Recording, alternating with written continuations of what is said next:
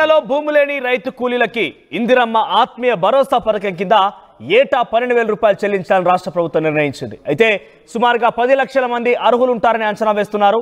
ఉపాధి హామీ పథకం ద్వారా అర్హుల గుర్తింపు ఉండబోతోంది. ఉపాధి హామీ జాబ్ కార్డ్, బ్యాంక్ అకౌంట్ ఉండాలని పక్కాగా రాష్ట్ర ప్రభుత్వం చెప్తోంది. బ్యాంక్ అకౌంట్కు ఆధార్ కార్డు లింక్ అయి ఉండాలి. ఇక 2023-24 ఆర్థిక సంవత్సరంలో కనీసం 20 రోజులు ఉపాధి హామీ పథకంలో పనిచేసి ఉండాలి. ధరణి పోర్టల్తో పాటుగా తమ పేరుపై భూమి లేని వారి అంటే కనీసం 1 సెంట్ భూమి కూడా ఉండకూడదు. ఉపాధి హామీ పథకంలో 20 రోజులు పనిచేసి ఉండాలి. ఎక్కడ కూడా వారికి భూమికి సంబంధించిన ఆవరణ వాళ్ళకి కానివ్వండి, లేకుంటే సొంత వాహనం, ఇలాంటి అన్ని చాలా కండిషన్స్ అయితే ఉన్నాయి. ఈ కండిషన్స్ అన్నిటి కనుక అర్హత సాధిస్తే సుమారుగా 12,000 రూపాయలు ఏడాదికి గాను, అంటే ఒక సీజన్కి 6,000 రూపాయల చొప్పున మీ బ్యాంక్ ఖాతాలో జమ కాబోతున్నాయి. ఇది కేవలం భూమి లేనటువంటి నిరుపేదలకు మాత్రమే ఇందిరమ్మ ఆత్మీయ భరోసా కింద ఇవ్వబోతుంది రాష్ట్ర ప్రభుత్వం. 100 రోజుల పనిగా చెప్పేటువంటి ఆ జాబ్ కార్డు ఉండాల్సింది తప్పనిసరిగా, బ్యాంక్ అకౌంట్ ఉండాలి, ఆధార్ కార్డు లింక్ అయి ఉండాలి, ఆ జాబ్ కార్డు మీద కనీసం 20 రోజులు పనిచేసినట్టుగా ఉండాలి. వారికి మాత్రమే అర్హత సాధించబోతున్నారు. ఇక గ్రామ పంచాయతీ తీర్మానాల్లో అభ్యంతరాలు ఉండకూడదు. అంటే గ్రామ పంచాయతీలో మీ అర్హతకు సంబంధించినటువంటి ఆ లిస్ట్ని అనౌన్స్ చేయబోతున్నారు. అక్కడ గ్రామ సభల్లో వెల్లడించబోతున్నారు. అయితే ఆ లిస్టు ద్వారా ఎవరైనా కనుక అభ్యంతరాలు ఉంటే కనుక మీకు క్యాన్సిల్ అయ్యే అవకాశం ఉంది. అంటే మీ గ్రామ పరిధిలోనే మీకు కనుక అర్హత సాధిస్తే ఈ 12,000 రూపాయలు ఇవ్వాలని చెప్పి రాష్ట్ర ప్రభుత్వం కనుక డిసైడ్ అయితే, మీ గ్రామ పరిధిలో ఇంకెవరైనా కనుక అడ్డు చెప్పినా కూడా, అభ్యంతరాలు వ్యక్తం చేసినా కూడా మీకు దానికి అర్హత ఉండదు. ఇక నెల 21 నుంచి 24 మధ్య లబ్ధిదారుల జాబితాని రాష్ట్ర ప్రభుత్వం గ్రామ పంచాయతీ కార్యాలయాల్లో గ్రామ సభలు పెట్టి వెల్లడించబోతోంది. ఇప్పటివరకు సుమారుగా 4,99,495 మంది అర్హులుగా గుర్తించినట్టుగా రాష్ట్ర ప్రభుత్వం వెల్లడిస్తోంది. మరిన్ని అప్డేట్స్ మధు అందిస్తారు.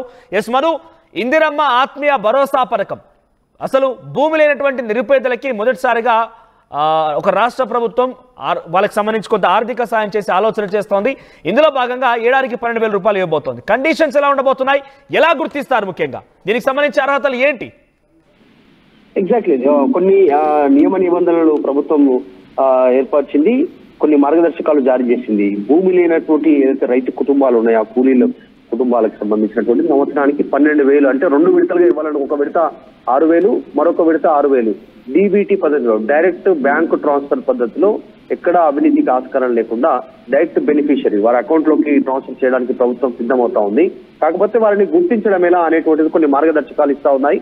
2023-24 సంవత్సరంలో ఎవరైతే ఉపాధి హామీ కింద కూలీలు చేస్తున్నారో 20 రోజులు ఆ సంవత్సరంలో, అంటే లాస్ట్ ఇయర్ ప్రభుత్వంలో అధికారంలోకి రాకముందే, కాంగ్రెస్ అధికారంలోకి రాకముందే ఎప్పుడైతే ఆ కార్డులో నమోదు చేసుకున్నటువంటి వారి వివరాలతో జాబితా రూపొందిస్తా ఉంది. మొత్తానికి నోడల్ ఆఫీసర్ గా జిల్లా గ్రామీణ సంబంధించినటువంటి ఒక ఆఫీసర్ ని దీన్ని పరిగణలోకి తీసుకుంటారు. కలెక్టర్ సంబంధించినటువంటి పర్యవేక్షణలో ఈ నెల 26 నుంచి ప్రతిష్టాత్మకంగా ప్రభుత్వం అమలు చేయనున్నటువంటి ఇందిరమ్మ ఆత్మీయ భరోసా పథకం అమలు కానుంది. ఇప్పటికే పలు సందర్భాల్లో ముఖ్యమంత్రి చెప్పారు, కొత్త సంవత్సరం రాజ్యాంగం ఏర్పడి 75 సంవత్సరాలు పూర్తయినటువంటి నేపథ్యంలో జనవరి 26 నుంచి స్కీమ్ ను అమలు చేయబోతా ఉన్నాం అనేటువంటి స్టేట్మెంట్ చేశారు. దానికి సంబంధించినటువంటి భూమి లేని కూలీల కుటుంబాలకు మాత్రమే వర్తిస్తుందంటూ స్టేట్మెంట్ చేశారు. ఎన్నికల సమయంలో హామీ ఇచ్చాము, అది నిలబెట్టుకోబోతున్నాం అంటున్నారు. ఈ కండిషన్ కి వచ్చేసరికి 20 రోజులు ఖచ్చితంగా పనిచేసినటువంటి వారే అర్హులు అనేటువంటిది నిబంధన ఇది ఖచ్చితంగా. కాబట్టి ఆ కార్డు ఏదైతే ఉందో దాంట్లో వారు 20 రోజులు పనిచేసినట్టుగా గ్రామ పంచాయతీకి సంబంధించినటువంటి వాటిలో వాళ్ళు ఎంట్రీ చేసుకొని ఉండాలి. ఈ పంచాయతీ దీనికి సంబంధించినటువంటి బాధ్యత అంతా కూడా పంచాయతీరాజ్ గ్రామీణ అభివృద్ధి శాఖకు ప్రభుత్వం అప్పగించింది. ఎవరైతే సాగు భూమి లేదో, కనీసం సాగు భూమి లేకుండా కూడా, 1 ఎకరా భూమి కూడా లేకుండా వ్యవసాయ కూలీలుగా పనిచేస్తున్నటువంటి వారు మాత్రమే ఈ పథకానికి అర్హులు. ఉపాధి హామీ పథకం కింద ఏదైతే జాబ్ కార్డు ఉంటుందో 20 రోజులు పనిచేసినటువంటి వాళ్ళు మాత్రమే అర్హులు. కాబట్టి దీనికి ఈ రకంగా నియమ నిబంధనలు విధించడం జరిగింది. అయితే దీని డిపార్ట్మెంట్ లో నోడల్ డిపార్ట్మెంట్ గా వ్యవహరిస్తా ఉంది. డిపార్ట్మెంట్ కి గ్రామీణ అభివృద్ధి శాఖ, మొత్తానికి రాష్ట్ర స్థాయిలో పంచాయతీరాజ్ కమిషనర్ ఇన్ఛార్జ్ గా ఉంటారు. గ్రామ స్థాయిలో మాత్రం నోడల్ ఆఫీసర్ గా ఈ డిపార్ట్మెంట్ సంబంధించిన వ్యవహరిస్తోంది. మొత్తానికి జిల్లాలో కలెక్టర్ల పర్యవేక్షణలో జిల్లా గ్రామీణ శాఖ అధికారి నోడల్ అధికారిగా, క్షేత్రస్థాయిలో చాలా మంది కూడా ఈ జాబ్ కార్డ్స్ ఉన్నాయి. సో వారందరికీ అర్హత సాధిస్తారా, లేదంటే కేవలం అందులో కొంతమంది మాత్రమే అర్హత సాధిస్తారా? ఒక కుటుంబంలో కనుక 4 పిల్లలు ఉంటే వారందరూ కూడా జాబ్ కార్డులో అర్హత సాధించే అవకాశం ఉంటుంది. సో అందరి పేరు మీద ఈ డబ్బులు జమ కాబోతున్నాయా, కుటుంబానికి ఒక్కరనే విధంగా ఉంటుందా, ఎలా ఉంటుంది? అంటే రైతు భరోసా విషయానికి వస్తే కుటుంబంలో ఎంతమంది ఉంటే అంతమందికి రైతు భరోసా జమ అవుతుంది కాబట్టి ఆ రకంగానే ఉంటుందా ఈ పథకం కూడా? లేదు, ఇది కుటుంబం అంటే ఒక యూనిట్, కుటుంబాన్ని ఒక యూనిట్ గా తీసుకుంటూ వారిని అర్హులుగా గుర్తించే ప్రయత్నం చేస్తా ఉంది పంచాయతీరాజ్ శాఖ. ఇప్పటికే డీటెయిల్స్ తీసుకోవడం జరిగింది పంచాయతీరాజ్ శాఖ.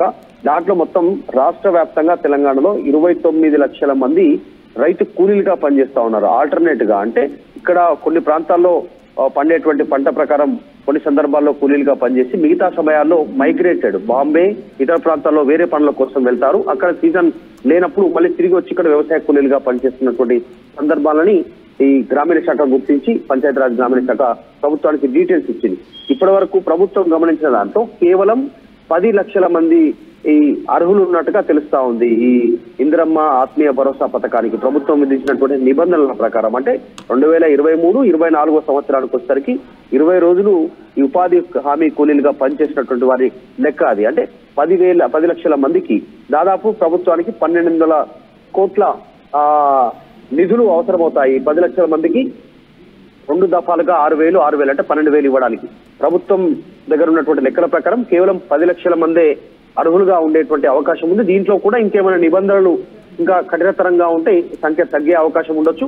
కాస్త సరళతరంగా ఉంటే మాత్రం కొంచెం సంఖ్య పెరిగేటువంటి అవకాశం కూడా ఉండొచ్చు. ఇంక దీన్ని ఏమైనా నిబంధనలు 26వ తారీఖు వరకు ఏమైనా ప్రభుత్వం సరళీకృతం చేయాలనుకుంటే ప్రస్తుతానికి మాత్రం 1200 కోట్లు అవసరమవుతాయి ప్రభుత్వానికి. 10 లక్షల మంది అర్హులుగా ఉన్నట్టుగా తెలుస్తా ఉంది ఇందిరమ్మ ఆత్మీయ భరోసా పథకానికి. మనోజ్ రైట్ మధు. సో మొత్తం మీద ఇందిరమ్మ ఆత్మీయ భరోసా పేరిట భూమి లేనటువంటి నిరుపేద కూలీలకి, అంటే ముఖ్యంగా కూలీగా చెప్పాల్సిన అవసరం ఎందుకు వచ్చిందంటే జాబ్ కార్డు ఉన్న వారికి మాత్రమే 100 రోజుల పనిలో జాబ్ కార్డు ఉన్న వారికి మాత్రమే అర్హత సాధించబోతున్నారు. కుటుంబం మొత్తాన్ని ఒక యూనిట్గా తీసుకోబోతున్నారు. ఒక జాబ్ కార్డు కింద ఎంతమంది ఉన్నా కూడా ఇదే 12,000 రూపాయలు వారి ఖాతాలోకి 6,000 రూపాయల చొప్పున జమ కాబోతున్నాయి ఈ సీజన్కి గాను. అయితే ఈ పథకాన్ని 21-24 తేదీల్లో ఒక ఫీల్డ్ సర్వే ఏర్పాటు చేసి దానిలో అర్హత సాధించిన వారి లిస్ట్ అనౌన్స్ చేస్తారు. అక్కడ గ్రామీణ ప్రాంతాల్లో గ్రామ పంచాయతీ కార్యాలయం వద్ద గ్రామ సభలు ఏర్పాటు చేసి ఈ లిస్ట్ అనౌన్స్ చేస్తారు. ఆ లిస్ట్ ఆధారితంగా అభ్యంతరాలు కనుక మీ గ్రామం నుంచి ఎవరైనా వ్యక్తపరిస్తే వెంటనే దాన్ని అర్హత కోల్పోయే అవకాశం ఉంటుంది. అర్హులు కావాలంటే తప్పనిసరిగా జాబ్ కార్డు ఉండాల్సిందే, Aadhaar card, bank account link ఉండాల్సిందే. అట్ ది సేమ్ టైం కనీసం 2023-24 ఆర్థిక సంవత్సరంలో 20 రోజులైనా కూడా మనం కనీసం అక్కడ పనిచేసి ఉండాల్సిందే. ఇవన్నీ అర్హతలుగా ఉంటేనే మీకు ఇందిరమ్మ ఆత్మీయ భరోసా ప్రకారంగా భూమి లేనటువంటి ఆ రైతు కూలీలకి ఈ 12,000 రూపాయల ఏడాదికి జమ కాబోతున్నాయి. దీనికి సంబంధించి పూర్తి స్థాయిలో 21 నుంచి కూడా అర్హత సాధించేటువంటి లిస్ట్ని గ్రామ పంచాయతీ కార్యాలయాల్లో ప్రొడ్యూస్ చేయబోతున్నారు. చూద్దాం ఎలా ఉంటుందో. సో ఈ విషయం పైన మీకేమనిపిస్తోంది? నిజంగానే రాష్ట్ర ప్రభుత్వం కండిషన్స్ పెట్టి ఎలా తప్పించుకుందామని ప్రయత్నం చేస్తోందా, లేదంటే నిజంగానే ఈ పథకం ద్వారా మాకు లబ్ధి జరుగుతుంది, ఇలాంటిది మాకు చాలా ముఖ్యమని చెప్తున్నారా? మీ అభిప్రాయాన్ని కామెంట్ రూపంలో తెలియజేసే ప్రయత్నం చేయండి.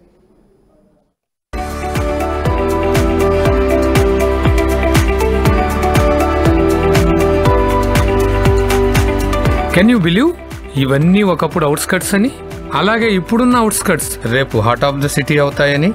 మన మైరాన్ హోమ్స్ సిటీకి 4 పక్కల వేరియస్ ప్రాజెక్ట్స్ ని క్రియేట్ చేస్తోంది. మిస్ అయ్యామన్న ఫీలింగ్ ఇంకెవ్వరికీ ఉండదు. మైరాన్ homes, prince of real estate. మైరాన్ works with vision.